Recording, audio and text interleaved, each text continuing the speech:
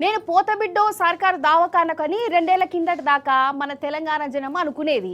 సుస్తైతే చాలు బస్తీలో ఉన్న బస్తీ దావకానకు ఏది, మందుకోలీలు తెచ్చుకునేది, టెస్టులు టెస్టులు చేయించుకునేది కదా, పానం నిమ్మలమయ్యేది.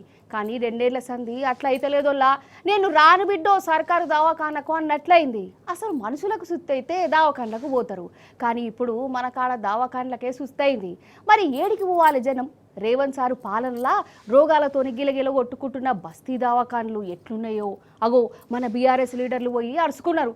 రారి మనం కూడా అరుచుకుందాం. నిజంగా మనం బస్తీ దవాఖాన్లకు పెద్ద సుస్థి అయిందోలా వాటికవే గాలే మన రేవంత్ సర్కారే బస్తీ దవాఖాన్లకు సుస్థి చేసింది. వాటిని పొత్తం పెట్టే పని పెట్టుకున్నదని అనిపిస్తున్నది కాదా? మరి కేసీఆర్ సారు గరీబోలకు విద్య వైద్యం ఫ్రీగా దొరకలే అని అటు గురుకులాలు ఇటు బస్తీ దవాఖాన్లు పెట్టించిండు. గురుకులాలు ఎట్లా నాశనం అవుతున్నాయో చూస్తూనే ఉన్నాం. నేను సపరేట్గా చెప్పవలసిన పని లేదు. ఇక బస్తీ దవాఖాన్లు అయితే ఘోరం అంటే ఘోరముల్లా. ఓ గోళీలు లేవు, సూది మందులు లేవు, డాక్టర్లు నర్సులకు జీతాలు లేవు.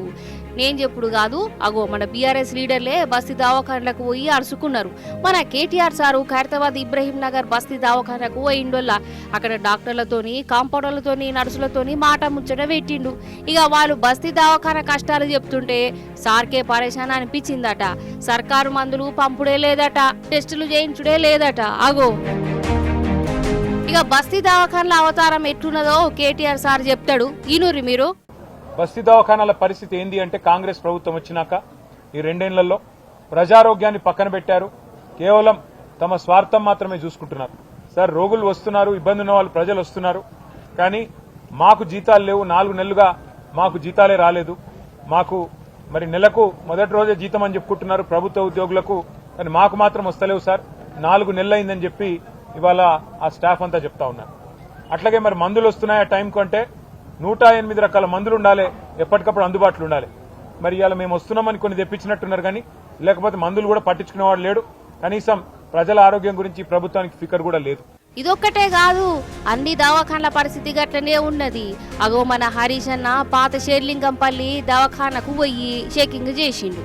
ఇలా పనిచేసేటోళ్లకు జీతాల సంగతి పక్కన పెట్టు, వాళ్ళు ఉల్టా పైసలు పెట్టి గోళీలు అవి రెత్తుర్రట.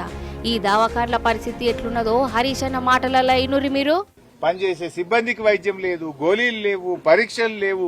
ఆ డాక్టర్ అమ్మ చెప్తుంది అన్ని స్ట్రీట్ డాగ్స్ సార్. పొద్దున డ్యూటీకి వచ్చేటప్పుడు పోయేటప్పుడు ఏడ కుక్కలు కరుస్తాయని భయంగా వస్తున్నాము అని చెప్పి ఆ డాక్టర్ అమ్మ చెప్తున్నటువంటి పరిస్థితి. అంటే జీహెచ్ఎంసీ అసలు పనితీరు బాగలేదు. చివరికి బస్తీ దవాఖాన పరిస్థితి ఏంటంటే దానికి మీటర్ కూడా లేదు. బయట కొండేసి దవాఖానలో కరెంట్ నడుస్తుంది. ఆడ పోయి బీపీ మీటర్ చూస్తే ఆ బీపీ మీటర్ కూడా అందులో బ్యాటరీలు అయిపోయినాయట. బీపీ చెక్ చేసే మిషన్ లో బ్యాటరీలు అయిపోయినాయి. బ్యాటరీ అయిపోతే మాకు ఇక బ్యాటరీలు కొనడానికి పైసలు వస్తలేవు సార్, అయితే కరెంట్ ఉంటే చూస్తున్నాం, లేకపోతే బ్యాటరీ లేకపోతే పక్కకు పెడుతున్నాము అన్నారు. ఇక మన ఎర్రవల్లి దయాకర్ రావు సార్ కూడా చెకింగ్ చేసిండోల్లా. మన క్రిషాంక్ అన్న ఒక దవాఖానకు పోయి చెకింగ్ చేస్తే చక్కెర వచ్చే ముచ్చట వెళ్ళింది. ఏంటంటే డేట్ అయిపోయిన మందులు ఇస్తుర్రట. ఇంట్లో బీమారు పోవాలని ఈ దవాఖానకు వస్తే కొత్త బీమారు అంటిస్తున్నారట. ఎంత ఘోరమల్లా ఇది. అసలు కేసీఆర్ సారు సీఎం ఉన్నప్పుడు ప్రతి దవాఖాన్లా 110 రకాల మందులు ఇచ్చేది, 130 రకాల టెస్టులు చేసేది, అంత ఫ్రీ. ఇప్పుడు ఆ మందులు ఎట్టుపోయినాయి, టెస్టులు ఎట్టుపోయినాయి.